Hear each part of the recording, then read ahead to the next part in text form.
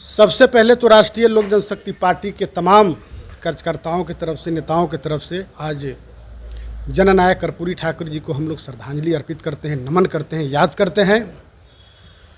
देखिए, जननायक ऐसे ही लोग नहीं हो जाते हैं, कहीं ना कहीं उसके पीछे कारण या कुछ न कुछ बात जरूर होता है। यही कारण उनमें थी, जो खूबी थी जननायक कर्पूरी ठाकुर में, जो जननायक की उपाधि उनको मिली।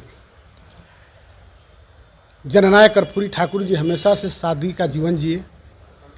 जब से, चूँकि आंदोलनकारी तो पहले ही से थे, छात्र जीवन से ही वो छात्र राजनेता थे और छात्र राजनीति में कई आंदोलन किए, भारत छोड़ो आंदोलन में शामिल हुए, कई एक बार जेल गए, लाठियाँ खाई और हमेशा से चाहे वो जाति किसी की भी, हर गरीब दबे कुचले लोग के लिए आवाज़ बनकर के रहे।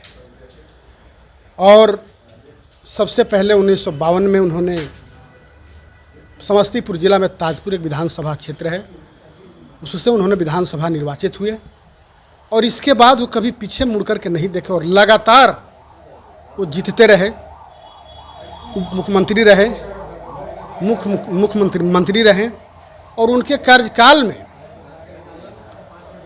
बिहार की तरक्की बहुत ज़्यादा हुई और देश को आज़ादी दिलाने में उनका अहम भूमिका रहा। जब उनका देहावसान हुआ, जब उनकी देहांत हुई, तो वो अपने पीछे कुछ छोड़ करके नहीं गए। सिर्फ जो पुत्र और पुत्री थी, इसके अलावे कुछ नहीं था। उनके अकाउंट में जब मरे तो मात्र 50 रुपया था और उनके नाम पर मतलब कि 1 इंच जगह भी नहीं थी। तो इस तरह के सादगी को देख करके हम नौजवानों से आज यही अपील करेंगे, आज इनके पुण्यतिथि पर संकल्प लेना चाहिए कि हम लोग के इनके पद चिन्हों पर चल करके और बिहार को विकास के रास्ते पर ले जाना चाहिए।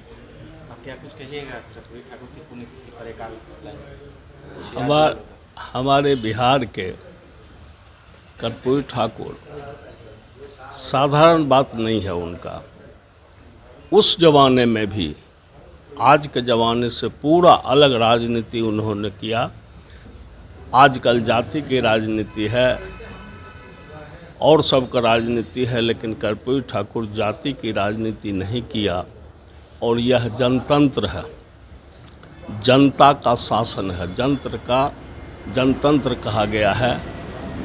बहुत से उपाधि लोगों को मिला होगा, भारत रत्न हो, बापू हो, राष्ट्रपिता हो, खुशी होती है, लेकिन कर्पूरी ठाकुर के एक अलग मिला उपाधि जो जननायक होता है। इस जनतंत्र में जननायक होना एक अभूतपूर्व बात है और इसके लिए हम सभी युवा वर्गों से अपील करता हूँ, अनुरोध है कि कर्पूरी ठाकुर के पद चिन्हों पर चल के इस भ्रष्ट राजनीति जो अभी है, इसको किसी भी हाल में मिटा के युवा वर्ग और फिर कर्पूरी ठाकुर से प्रेरणा लेकर उनके जैसा राजनीति करें, जिससे जाति खत्म हो जाए, ऊंच नीच खत्म हो जाए, अगड़ा पिछड़ा खत्म हो जाए, दलित और ये सब एक हो जाए, जो कर्पूरी ठाकुर ने किया। आप क्या कुछ कहिएगा कर्पूरी ठाकुर की पुण्यतिथि पर? जी, पहले की राजनीति और अब की राजनीति। हाँ बिल्कुल। आज हर साल हम लोग जननायक कर्पूरी ठाकुर जी की जयंती और पुण्यतिथि सारी चीज़ मनाते हैं, लेकिन मैं सारांश में कुछ बात कहना चाहूँगा कि अगर आज हमारे बिहार की सत्ता में कर्पूरी ठाकुर जी की जो कार्यकाल में, उनके आंदोलन में, जिस समय 1970, 71, 72, 74 के समय में उनके ही जो शिष्य हुआ करते थे, आज चाहे लालू प्रसाद यादव हों, नीतीश कुमार हों, शिवानंद तिवारी हों, बहुत सारे लोग जो आज मुख्यमंत्री बनकर कर रहे हैं, लेकिन उनके विचारों से हम तो यही कहेंगे कि भटकाव हुआ है। उनके समय में कभी राजनीति में न धर्म की राजनीति होती थी, जाति की राजनीति होती थी, न पूंजीवाद बढ़ा था, न बाजारवाद हुआ था राजनीति का। आज वो सारा चीज़ झुठला दिया गया है।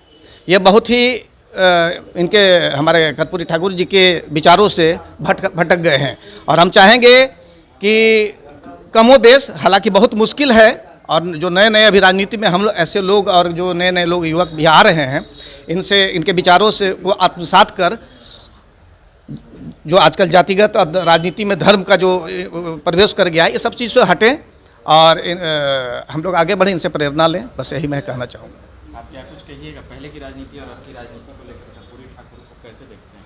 देखिए, आज कर्पूरी बाबू का पुण्यतिथि है और कर्पूरी बाबू के बारे में कुछ भी कहना सूरज को दिया दिखाने के बराबर है। उनके पीछे का जो परिश्रम है, जो वो लाइन खींच के गए हैं, वो किसी नेता से अब संभव नहीं है। तो आज और उसमें तो ज़मीन आसमान का फ़र्क है, लेकिन फिर भी हम यही कहेंगे सभी से, सभी नेताओं से, सभी युवाओं से कि एक बार ज़रूर उनकी जीवनी पढ़े। कुछ ना कुछ तो चेंजिंग आएगा, इसमें कोई दो मत नहीं। काफ़ी ही मधुरभाषी, काफ़ी ही लंबे सोच, दूरदृष्टि के थे वो। इसीलिए आज हम लोग हर साल की भांति इस साल भी बड़े धूमधाम से इनका पुण्यतिथि मनाएं, जयंती भी मनाते हैं और आगे भी हम मनाते रहें।